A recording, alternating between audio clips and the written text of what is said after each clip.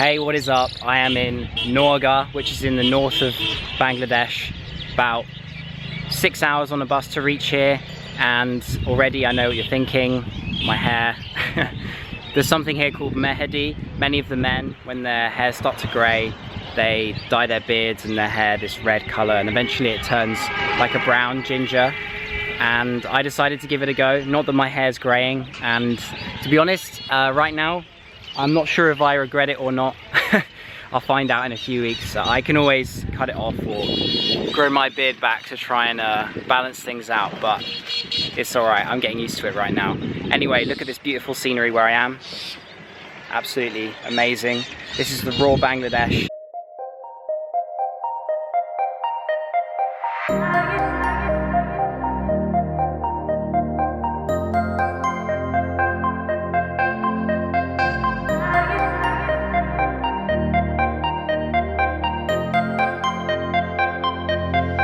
So we just stopped quickly. This house is made of mud, as you can see. And this is actually cow dung here. Why do they use cow dung? They will use it to burn fire or make fire. They can use this for cooking. This is actually old style Bangladeshi house. These are doesn't made now. So a 20-minute ride through all these amazing villages, and we've reached this incredible old destroyed palace called Dubo Hatil. There's a pond just here, which is where the Queen used to bathe.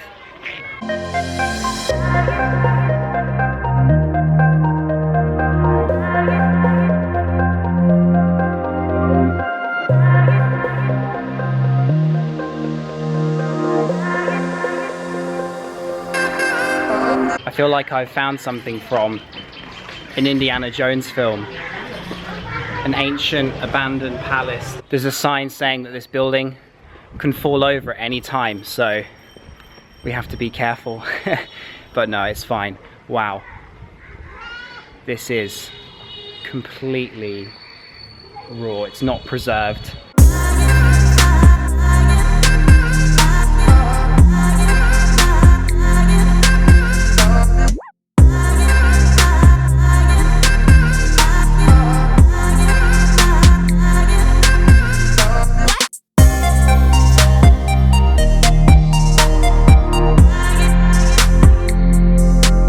So I've just stopped once more after visiting the old palace, and here you can see how the water is fresh from beneath the soil, and I'll show you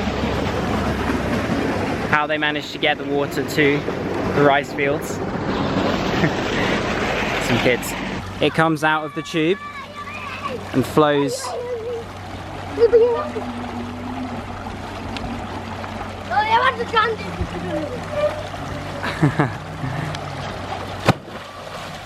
Nice. Balo. This is how Bangladeshis learn how to swim.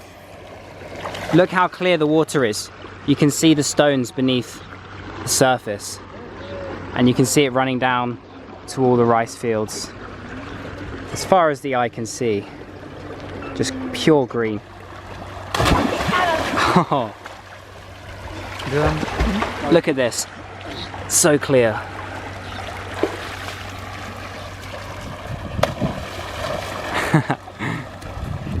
These boys are going to be performers. They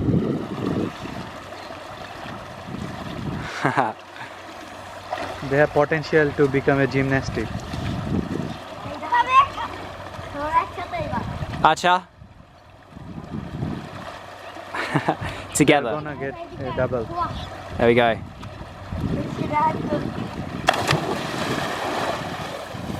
Any opportunity for shade these goats can find, and they'll take it.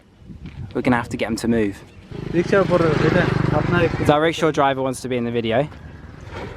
Hey. Yeah. This is the man. If you're in Noagar and you want to get to this incredible area, just remember this man. It's the best rickshaw driver in the whole of northern Bangladesh.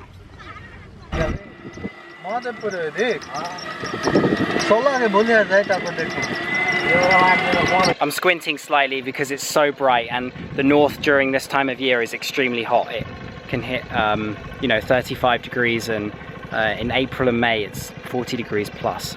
Anyway, the north is known as the food bank of Bangladesh. As you can see, I mean, there's just so many rice fields here, just as far as the eye can see, as I mentioned earlier. And it's said that if the north stopped making food, then Bangladesh would starve.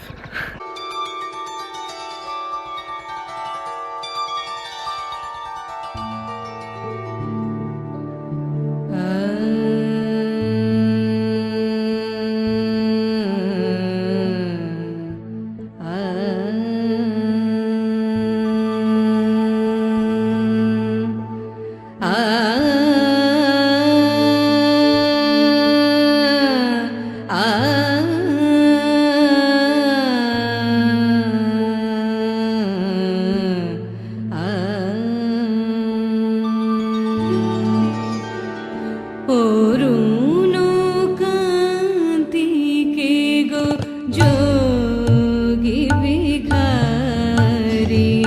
Oruno Kanti ke go jogi bhikhari. Nirabe. We've now found another old palace which we're just about to enter now. There's no real fee or anything, you can just walk in through the gap.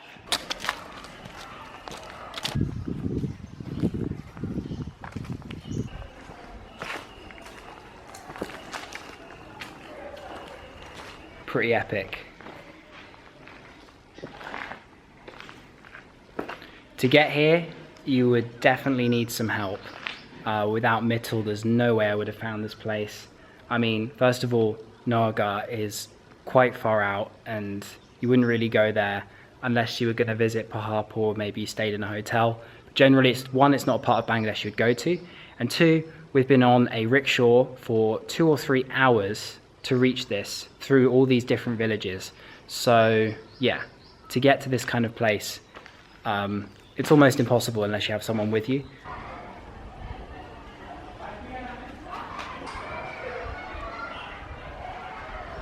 Ancient Lord Shiva temple just behind us here.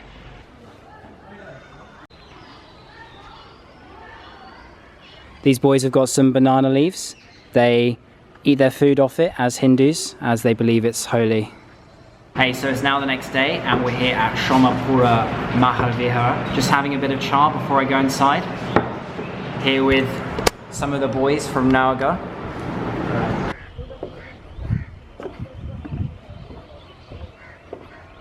So now inside the Shomapura Mahavihara. Here it is. Huge area. It's an ancient Buddhist monastery. These are actually the rooftops of all the surrounding buildings, which are now underneath the soil. And this used to be 80 feet high, but obviously now it's not as high because of the soil, except it's still incredibly big. And this area is pretty huge.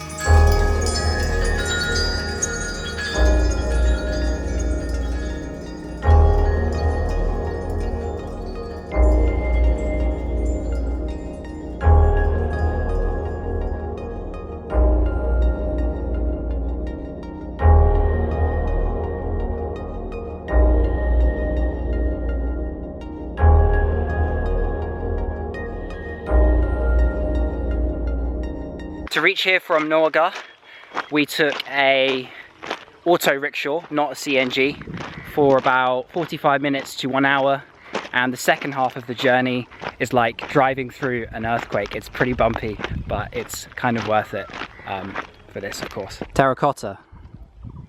There's carvings as well. It's like a mini pyramid, and yet remember, this is only the top of the building. The rest is down here somewhere. This is number 3 on my trip of Bangladesh's 3 UNESCO World Heritage Sites.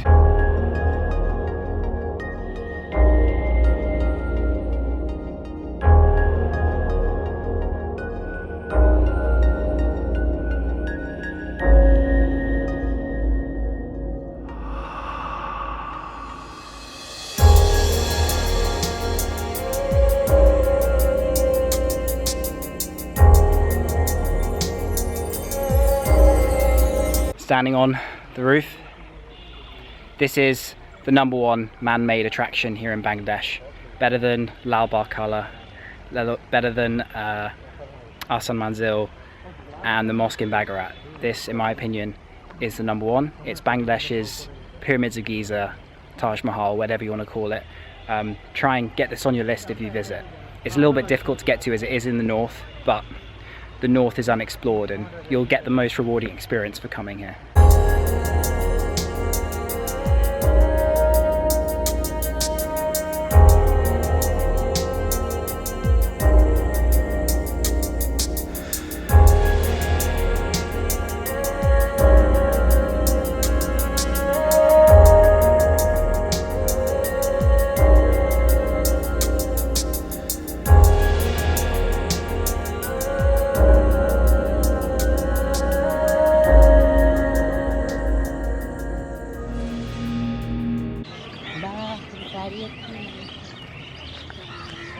Hey, it's now evening and we're back in Noaga, and I'm in a pretty interesting place that Mittal and his friends just wanted to show me, which is called Gajah Society, which is the home of marijuana during the British Empire. There's like 2 or 3 different places where they stored and produced the marijuana, but this is the biggest place, and you can see all the red buildings in the British style. And this is where all the marijuana would be kept to be given to the whole of the subcontinent. And it's for medical purposes, of course, not for recreational drug use. But yeah, really cool to just kind of walk around here and see the place where it used to be, as it's so near to where I'm staying. And it's quite a pivotal point, and interesting how it's kind of just nothing now. It used to be something a few years back, and now you've just got the left red buildings and few cattle and things. The officer here actually stops spreading drug in this area, and this area was a drug storage once, and now the man who stops spreading the drug, his office is now here in a drug storage center. Yeah, that time marijuana was used for some kind of medicine, not here. And Noga is really famous for marijuana on that time, but there is no cultivation of drug in this subcontinent. I think so. This is the only place they have this total society for that one. So this was the main place for marijuana in the whole of the subcontinent. Yeah, I think so. I also think so.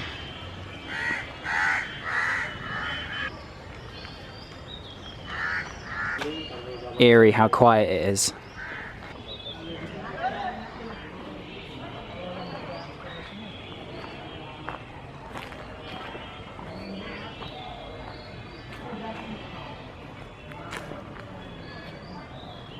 So just next to the old British marijuana factory is the Little Jamuna River, and you can see the scene here. It's pretty nice in the evening, perfect lighting, good reflection on the water.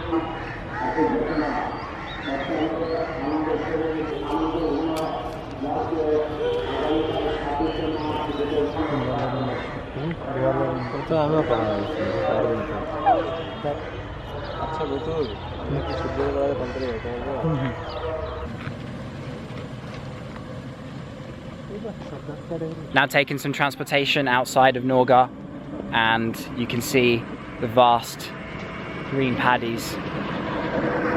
During monsoon season, this entire thing is going to be underwater, and you can just like pass on a boat and go along, and it'll feel like a completely different place. Sunset over here behind me.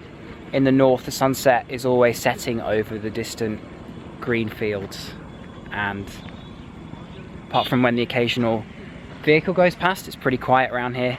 Beautiful. This is what the north's all about.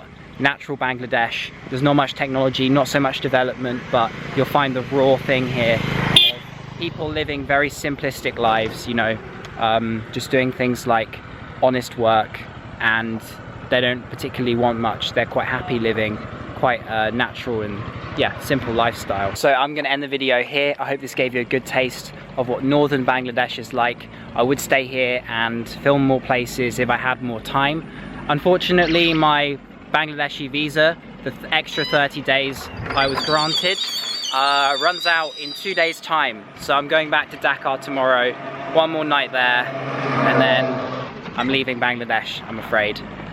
It's been an amazing journey. Thank you so much for following all of the videos. I might still have time to make one more video regarding how expensive Bangladesh is and possibly how safe Bangladesh is, because I think they're two topics I'd quite like to address.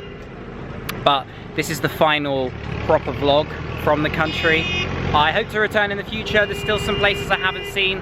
Bandarbans, Sajek, and St. Martin's Island didn't have time for, and also some more areas in the north.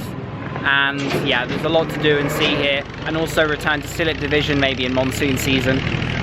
Yeah, I hope you enjoyed the series if you followed it, and see you on the next vlog. Thank you very much for watching. Peace. দাঁড়াইলে সে প্রখর